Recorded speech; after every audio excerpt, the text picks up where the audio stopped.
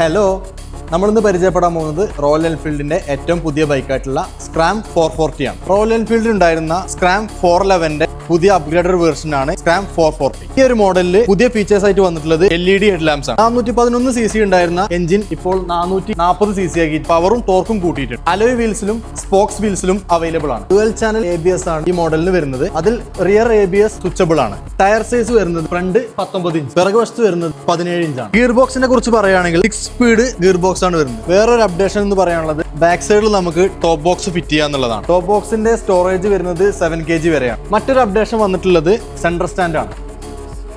2 വേരിയന്റിലായിട്ട് 5 കളറിൽ ഈ model available ആണ്. ഫോഴ്സും ട്രെയിലും. ഫോഴ്സ് മോഡലിൽ 3 കളറിലാണ് വരുന്നത്. ട്രെയിൽ വേരിയന്റിൽ 2 കളേഴ്സ് ആണ് വരുന്നത്. കസ്റ്റമൈസേഷൻ വഴി നമുക്ക് ഇതിനകത്ത് പെർപോർട്ട് ആഡ് ചെയ്യാവുന്നതാണ്. ട്രെയിൽ വേരിയന്റിൽ വരുന്നത് സ്പോക്സ് വീൽസ് ആണ്.